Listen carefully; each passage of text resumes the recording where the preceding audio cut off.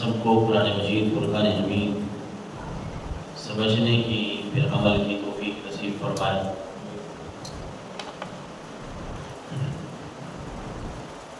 قرآن مجید فرقان حمید کی سورۃ الانفال کی آیت نمبر 45 اور 46،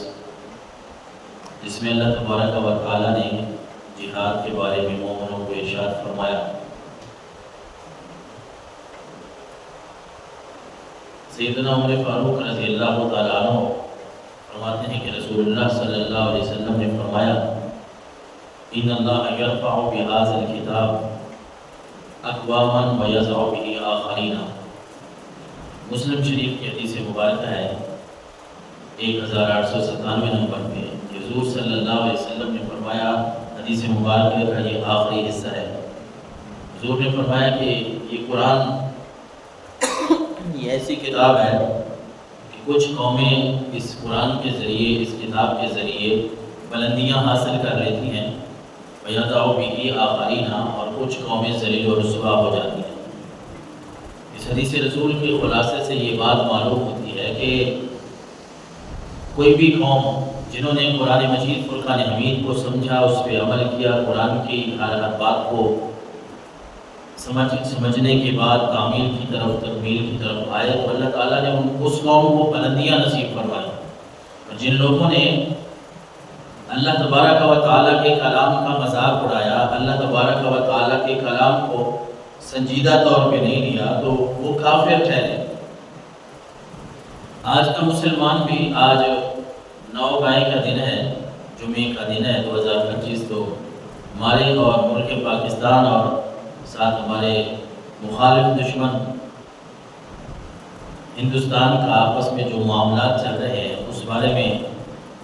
چند آیات مقدسہ اور احادیث رسول صلی اللہ علیہ وسلم سے ہم یہ بات پڑھیں گے،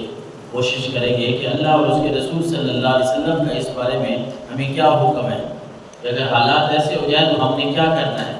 سب سے پہلی تو یہ حدیث مبارکہ ہے کہ رسول اللہ نے فرمایا، قرآن کو مضبوطی سے تھام لو، قرآن کو،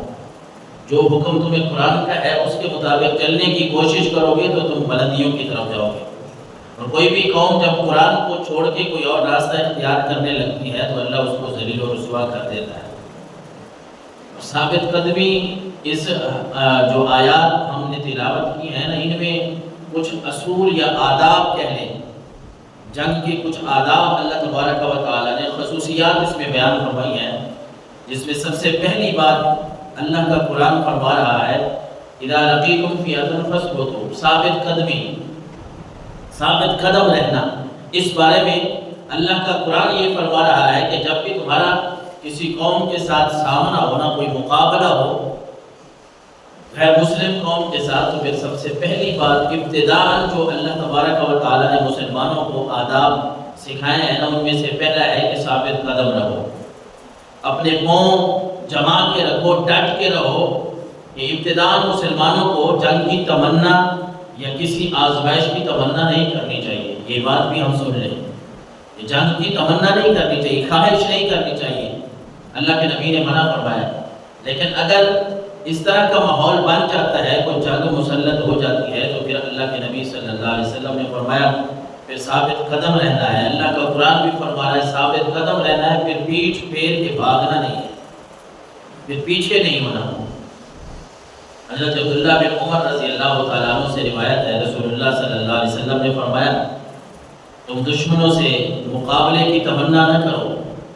دشمن سے مقابلے کی تمنا نہ کرو، اللہ سے عافیت طلب کرو، معافی مانگو رب سے۔ جب دشمن سے مقابلہ ہو تو اللہ کے نبی نے فرمایا پھر ثابت قدم ہو جاؤ، اور اللہ کو یاد کرو، اللہ کا ذکر کرو، رب کو یاد کرو، اللہ سے دعائیں مانگو، گڑ گڑاؤ رب کے سامنے، اپنی فتح اور نصرت کی دعائیں رب العالمین کے سامنے مانگو، اللہ سے یہ آرزویں کرو، یہ التجا کرو کہ یا اللہ ہم تو کچھ نہیں ہے نا، ہمارے پاس ساز و سامان نہیں ہے، ہم اپنی طاقت پہ ناز نہیں کرتے، تو ہماری نصرت اور مدد فرما۔ اور جب مسلمان اللہ تبارک و تعالیٰ کے سامنے یوں دعائیں کرتا ہے، گڑ گڑاتا ہے، التجائیں کرتا ہے، رب کا ذکر کرتا ہے، تو یقیناً اللہ تبارک و تعالیٰ پھر مسلمانوں کی مدد بھی فرماتا ہے۔ حضرت